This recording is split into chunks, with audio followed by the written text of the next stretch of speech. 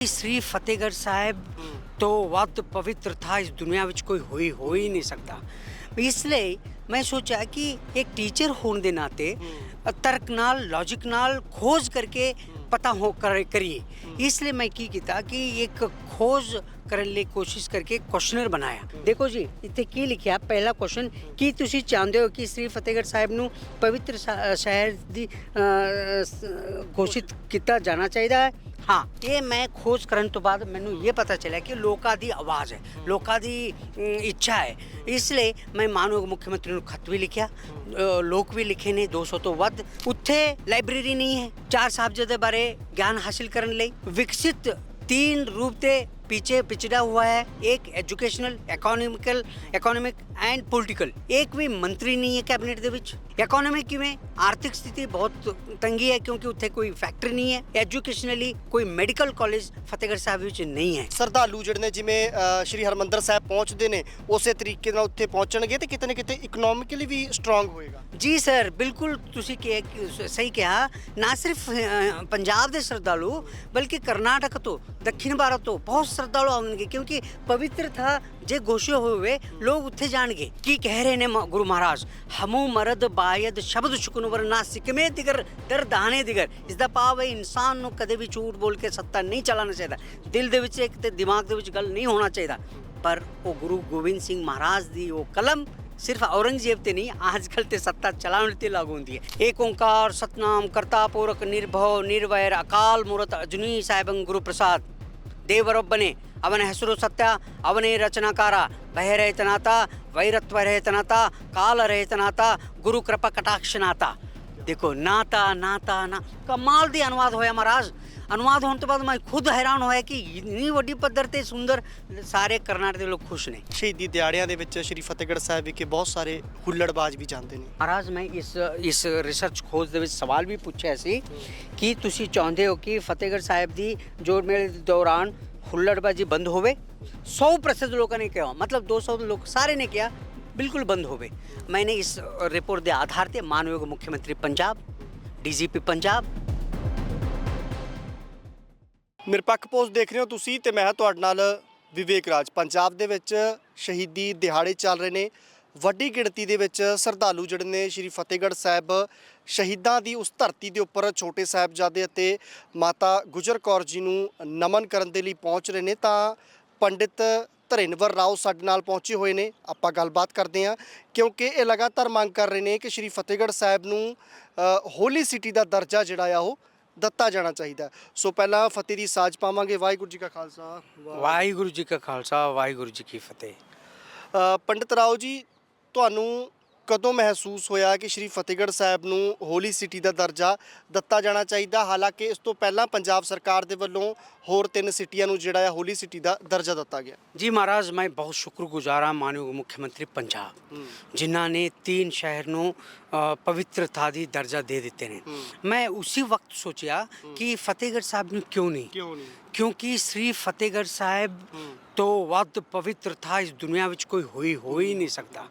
इसलिए मैं सोचा कि एक टीचर होने के नाते तर्क नाल लॉजिक नाल खोज करके पता हो करिए।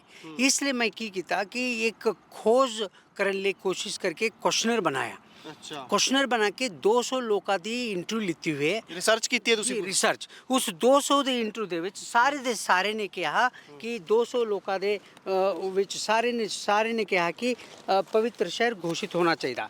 ਦੇਖੋ ਜੀ ਇੱਥੇ ਕੀ ਲਿਖਿਆ, ਪਹਿਲਾ ਕੁਐਸਚਨ ਕੀ ਤੁਸੀਂ ਚਾਹੁੰਦੇ ਹੋ ਕਿ ਸ੍ਰੀ ਫਤਿਹਗੜ੍ਹ ਸਾਹਿਬ ਨੂੰ ਪਵਿੱਤਰ ਸ਼ਹਿਰ ਦੀ ਘੋਸ਼ਿਤ ਕੀਤਾ ਜਾਣਾ ਚਾਹੀਦਾ ਹੈ।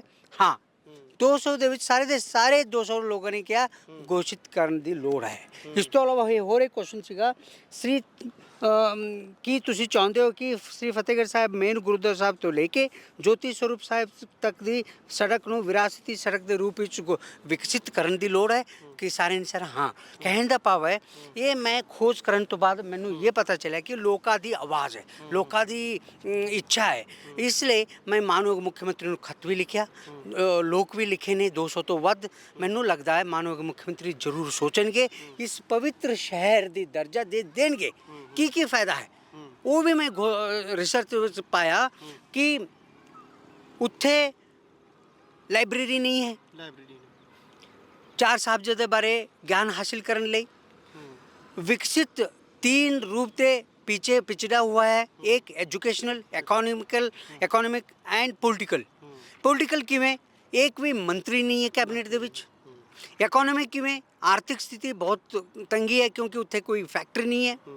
एजुकेशनली कोई मैडिकल कॉलेज फतेहगढ़ ਸਾਹਿਬ ਵਿੱਚ ਨਹੀਂ ਹੈ। ਮਤਲਬ ਤੁਹਾਡਾ ਕਹਿਣਾ ਹੈ ਕਿ ਜੇਕਰ ਪਵਿੱਤਰ ਸ਼ਹਿਰ ਦਾ ਦਰਜਾ ਦਿੱਤਾ ਜਾਂਦਾ ਹੈ ਉੱਥੇ ਗਲਿਆਰਾ ਬਣੇਗਾ, ਸ਼ਰਧਾਲੂ ਜਿਹੜੇ ਨੇ ਜਿਵੇਂ ਸ਼੍ਰੀ ਹਰਮੰਦਰ ਸਾਹਿਬ ਪਹੁੰਚਦੇ ਨੇ ਉਸੇ ਤਰੀਕੇ ਨਾਲ ਉੱਥੇ ਪਹੁੰਚਣਗੇ ਤੇ ਕਿਤੇ ਨਾ ਕਿਤੇ ਇਕਨੋਮਿਕਲੀ ਵੀ ਸਟਰੋਂਗ ਹੋਏਗਾ। ਜੀ ਸਰ ਬਿਲਕੁਲ ਤੁਸੀਂ ਸਹੀ ਕਿਹਾ।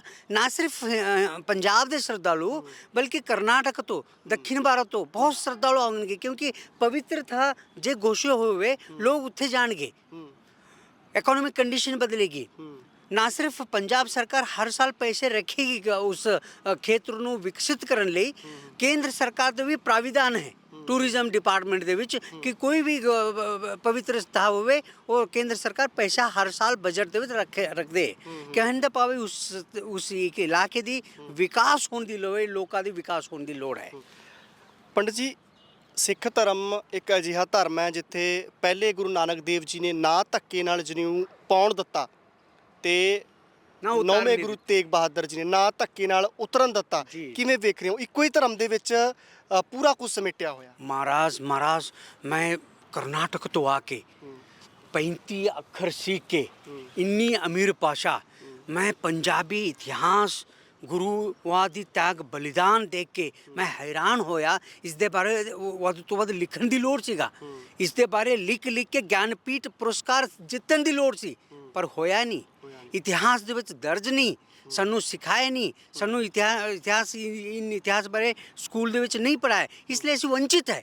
ਹੁਣ ਨਹੀਂ ਹੋਏਗੀ ਕਿਉਂਕਿ ਪਵਿੱਤਰ ਸ਼ਹਿਰ ਜੇ ਘੋਸ਼ਿਤ ਹੋਵੇ ਸਾਰਿਆਂ ਨੂੰ ਪਤਾ ਚਲੇਗਾ ਕਿਵੇਂ ਗੁਰੂ ਨਾਨਕ ਸਾਹਿਬ ਜ਼ਬਰਦਸਤੀ ਨਾਲ ਨਾ ਉਹ ਪਹਿਨਾ, ਨਾ ਗੁਰੂ ਤੇਗ ਬਹਾਦਰ ਜੀ ਨੇ ਕਿਸੇ ਨੂੰ ਪਹਿਨਣੇ ਦਿੱਤੇ। ਕਹਿਣ ਦਾ ਭਾਵ ਹੈ ਉਹ ਇਤਿਹਾਸ ਦੁਨੀਆ ਦੇ ਕੋਨੇ ਤੱਕ ਜਾਣ ਦੀ ਲੋੜ ਹੈ। ਜੇ ਇਹ ਪਵਿੱਤਰ ਸ਼ਹਿਰ ਘੋਸ਼ਿਤ ਹੋਵੇ ਇਹ ਹੋਏਗੀ। ਸੋ ਸ਼ਹੀਦੀ ਦਿਹਾੜੇ ਚੱਲ ਰਹੇ ਨੇ ਪੰਜਾਬ ਦੇ ਵਿੱਚ, ਤੁਸੀਂ ਬੋਰਡ ਲੈ ਕੇ ਘੁੰਮ ਰਹੇ ਹੋ ਕਿ ਕਿਤੇ ਨਾ ਕਿਤੇ ਪਵਿੱਤਰ ਸ਼ਹਿਰ ਦਾ ਦਰਜਾ ਦਿੱਤਾ ਜਾਣਾ ਚਾਹੀਦਾ। ਜਫਰਨਾਮੇ ਦੀ ਗੱਲ ਜ਼ਰੂਰ ਕਰਾਂਗੇ। ਤੁਸੀਂ ਜਫਰਨਾਮੇ ਨੂੰ ਜੋ ਉਹ ਇੱਕ ਖੱਤ ਜਿਸ ਨੇ ਲੂਹ ਕੰਡੇ ਖੜੇ ਕਰਦੇ ਸੀ ਔਰੰਗਜ਼ੇਬ ਦੇ, ਤੇ ਉਸ ਨੂੰ ਤੁਸੀਂ ਕੰਨੜ ਭਾਸ਼ਾ ਦੇ ਵਿੱਚ ਕਿਤੇ ਨਾ ਕਿਤੇ ਅਨੁਵਾਦ ਵੀ ਕੀਤਾ, ਤੁਹਾਡੇ ਤੋਂ ਜ਼ਰੂਰ ਸੁਣਨਾ ਚਾਹਾਂਗੇ। ਮਹਾਰਾਜ ਮੈਂ ਬਹੁਤ ਪ੍ਰਭਾਵਿਤ ਹਾਂ ਸ੍ਰੀ ਗੁਰੂ ਗੋਬਿੰਦ ਸਿੰਘ ਮਹਾਰਾਜ ਦੀ, ਜਿਨ੍ਹਾਂ ਨੇ ਕਲਮ ਨਾਲ ਲਿਖ ਕੇ ਉਸ ਵਕਤ ਦੇ ਤਖਤ ਨੂੰ ਹਿਲਾਏ ਸੀ। ਇੰਨੀ ਤਾਕਤ ਹੈ ਜਫਰਨਾਮਾ ਦੇ ਵਿੱਚ। ਉਸ ਜਫਰਨਾਮਾ ਦੀ ਖੂਬੀ ਇਹ ਹੈ ਕਿ ਉਹ ਪਿਆਰ ਨਾਲ ਵੀ ਸਮਝਾਉਂਦੇ ਨੇ, ਨਾਲ ਔਰੰਗਜ਼ੇਬ ਨੂੰ ਇੱਕ ਪਾਠ ਸਿਖਾਉਂਦੇ ਨੇ। ਉਹ ਜੋ ਪਾਠ ਨਾ ਸਿਰਫ ਔਰੰਗਜ਼ੇਬ ਤੇ ਲਾਗੂ ਹੁੰਦੀ ਹੈ, ਅੱਜ ਕੱਲ੍ਹ ਦੇ ਸੱਤਾ ਚਲਾਉਣ ਵਾਲੇ ਤੇ ਵੀ ਲਾਗੂ ਹੁੰਦੀ ਹੈ। ਮੈਂ ਤੁਹਾਨੂੰ ਸੁਣਾ ਦੇਣਾ, ਇੰਨੀ ਖੂਬਸੂਰਤ ਨਾਲ ਮੇਰਾ ਗੁਰੂ ਮਹਾਰਾਜ ਲਿਖਦੇ ਨੇ, ਉਹ ਵੀ ਫਾਰਸੀ ਭਾਸ਼ਾ ਵਿੱਚ।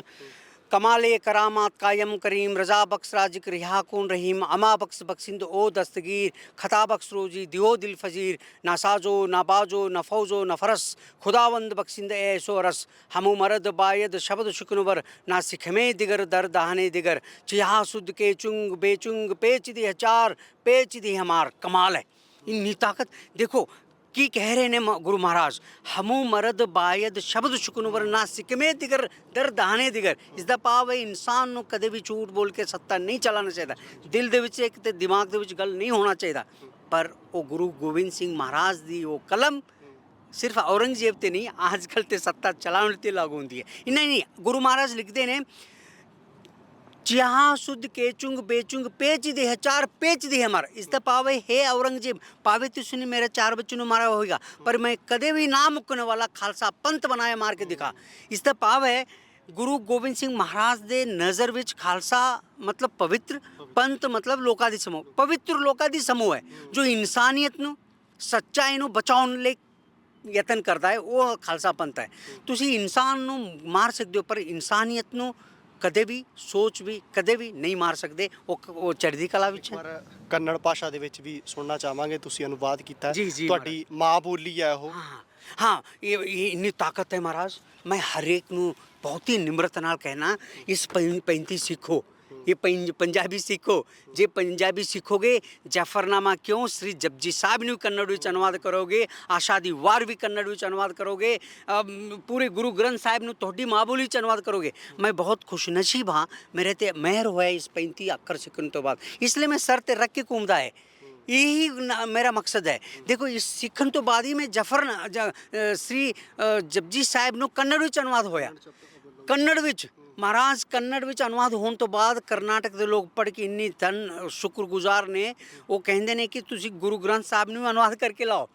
ये जब कन्नड़ ਵਿੱਚ अनुवाद होया, जब काम कर रहे हो महाराज चल रहा है जी, श्री जपजी साहब अनुवाद होया, मैं बुद्धिजीवी professor doctor engineer Jnanpith award इनू वंडिया। एक पिंड ਦੇ ਵਿੱਚ ਲੋਕਾਂ ਨੇ ਉੱਥੇ ਵੀ ਵੰਡਿਆ, ਮੈਂ ਉਹ ਲੋਕਾਂ ਨੇ ਆਪਣਾ ਪੈਸੇ ਇਕਜੁੱਟ ਕਰਕੇ ਗੁਰਦੁਆਰਾ ਸਾਹਿਬ ਬਣਾਏ ਨੇ ਖੁਦ। ਉੱਥੇ ਕੰਨੜ ਵਿੱਚ ਅਨੁਵਾਦਿਤ ਹੋਇਆ, ਜਪਜੀ ਸਾਹਿਬ ਪ੍ਰਕਾਸ਼ਿਤ ਕੀਤਾ ਗਿਆ, ਲੋਕ ਪਾਠ ਕਰਦੇ ਨੇ ਕੰਨੜ ਦੇ ਵਿੱਚ। ਮੈਂ ਤੁਹਾਨੂੰ ਸੁਣਾ ਦੇਣਾ, ਉਹ ਦੇਖੋ ਜਪਜੀ ਸਾਹਿਬ ਦੀ ਕੰਨੜ ਦੇ ਵਿੱਚ ਮੂਲ ਮੰਤਰ ਕਮਾਲ ਹੈ। ਏਕ ਓੰਕਾਰ ਸਤਨਾਮ ਕਰਤਾ ਪੁਰਖ ਨਿਰਭਉ ਨਿਰਵੈਰ ਅਕਾਲ ਮੂਰਤ ਅਜੂਨੀ ਸਾਹਿਬੰ ਗੁਰੂ ਪ੍ਰਸਾਦ ದೇವರೊಬ್ಬನೇ ಅವನ ಹೆಸರು ಸತ್ಯ ಅವನೇ ರಚನಾಕಾರ ಭಯರಹಿತನಾಥ ವೈರತ್ವರಹಿತನಾಥ ಕಾಲರಹಿತನಾಥ गुरु कृपा कटाक्षनाथ। देखो नाता नाता ना कमाल दी अनुवाद होया महाराज। अनुवाद होने तो बाद मैं खुद हैरान होया कि इतनी वड्डी पद्धर ते सुंदर सारे कर्नाटक ਦੇ ਲੋਕ ਖੁਸ਼ ਨੇ। ਲੱਗਿਆ ਵੀ ਬਸ ਤੁਸੀਂ ਜ਼ਰੀਆ ਬਣੇ ਹੋ, ਬਾਤ ਤਾਂ ਗੁਰੂ ਸਾਹਿਬਾਨ ਨੇ ਫੜੀ ਹੋਈ ਸੀ। ਮੈਨੂੰ लगता है कितने न कितने बाबा नानक ਦੀ ਖੇਡ ਹੈ। देखो कर्नाटक तो आके वो भी यूपीएससी केंद्र लोक सेवा आयोग तो नियुक्त होके दिल्ली तो प्रोफेसर बन के, जिथे आईएएस की सिलेक्शन उत्थे मेरा सिलेक्शन होया, केंद्र सरकार तो इत्थे आके पंजाबी सीख के उस तो बाद जपजी साहब अनुवाद होना, इन्ने ही नहीं रोकिया। पंजाब दी बहुत सारे शहरों ਨੂੰ ਉਜਾੜ ਕੇ ਵਸਣ ਵਾਲੇ ਇਸ ਚੰਡੀਗੜ੍ਹ ਦੇ ਸ਼ਹਿਰ ਦੇ ਵਿੱਚ ਕੋਈ ਬੋਰਡ ਨਹੀਂ ਹੈ।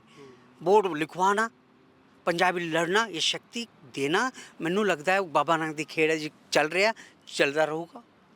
ਸੋ ਬਿਲਕੁਲ ਸ਼ਹੀਦੀ ਦਿਹਾੜਿਆਂ ਦੇ ਵਿੱਚ ਸ਼੍ਰੀ ਫਤਿਹਗੜ੍ਹ ਸਾਹਿਬ ਵਿਖੇ ਬਹੁਤ ਸਾਰੇ ਹੁੱਲੜਬਾਜ਼ ਵੀ ਜਾਂਦੇ ਨੇ, ਉਹਨਾਂ ਨੂੰ ਕੋਈ ਸੁਨੇਹਾ ਦੇਣਾ ਚਾਹੋਗੇ?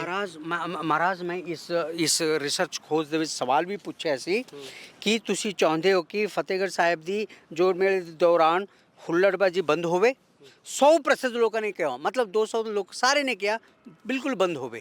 मैंने इस रिपोर्ट के आधार पर मानयोग मुख्यमंत्री पंजाब, डीजीपी पंजाब, एसएसपी फतेहगढ़ साहब ने रिपोर्ट भेजा है, वो कार्रवाई करेंगे, वो कर रहे ने, एंट्री पॉइंट तो रोक रहे ने। बहुत सारे नौजवानों समझा रहे ने प्यार नाल, क्योंकि नौजवान भावना उन्हों की भी भावना है, विगड़े हुए ने, पर उन्होंने समझाने की लोड़ है। गुरु महाराज की प्यार की संदेश ही यही है, बच्चों ने सानू प्यार नाल समझाने की लोड़ है, इसलिए वो समझा रहे ने। मैं भी एंट्री पॉइंट ते खड़ के उत्थे प्रचार कर रहा। मैनू लगता है नौजवान लोग समझणगे, भगती श्रद्धा नाल श्री फतेहगढ़ साहब पहुँचणगे नौजवान, मेरा बिनती है। ਸੋ ਬਿਲਕੁਲ ਇਹ ਪ੍ਰੋਫੈਸਰ ਤੇ ਪੰਡਿਤ ਰਾਓ ਧਰਿੰਦਰ ਜੀ ਸੀਗੇ, ਜੋ ਕਿ ਲਗਾਤਾਰ ਸ਼੍ਰੀ ਫਤਿਹਗੜ੍ਹ ਸਾਹਿਬ ਨੂੰ ਹੋਲੀ ਸਿਟੀ ਦਾ ਦਰਜਾ ਦੇਣ ਦੇ ਲਈ ਮੰਗ ਕਰ ਰਹੇ ਨੇ, ਤੇ ਉੱਥੇ ਹੀ ਇਹਨਾਂ ਦੇ ਵੱਲੋਂ ਜਪਜੀ ਸਾਹਿਬ ਨੂੰ ਕੰਨੜ ਭਾਸ਼ਾ ਦੇ ਵਿੱਚ ਅਨੁਵਾਦ ਕਰਨ ਦਾ ਕੰਮ ਕੀਤਾ ਗਿਆ। ਭਾਵੇਂ ਪੰਡਿਤ ਧਰਿੰਦਰ ਰਾਓ ਹਿੰਦੂ ਧਰਮ ਨਾਲ ਸੰਬੰਧ ਰੱਖਦੇ ਨੇ, ਪਰ ਸਿੱਖ ਧਰਮ ਨੂੰ, ਸਿੱਖੀ ਨੂੰ ਇਹਨਾਂ ਨੂੰ ਬਹੁਤ ਵੱਡੀ ਦੇਣ ਹੈ, ਕਿਉਂਕਿ ਜਪਜੀ ਸਾਹਿਬ ਦੇ ਕੰਨੜ ਦੇ ਵਿੱਚ ਅਨੁਵਾਦ ਤੋਂ ਬਾਅਦ ਇਹਨਾਂ ਦੇ ਵੱਲੋਂ ਲਗਾਤਾਰ ਸ਼੍ਰੀ ਗੁਰੂ ਗ੍ਰੰਥ ਸਾਹਿਬ ਨੂੰ ਕੰਨੜ ਦੇ ਵਿੱਚ ਅਨੁਵਾਦ ਕਰਨ ਦੀ ਕੋਸ਼ਿਸ਼ ਜਿਹੜੀ ਹੈ ਲਗਾਤਾਰ ਜਾਰੀ ਹੈ। ਕੈਮਰਾਮੈਨ ਅਸ਼ੋਕ ਦੇ ਨਾਲ ਮੈਂ ਵਿਵੇਕ ਰਾਜ, ਨਿਰਪੱਖ ਪੋਸਟ।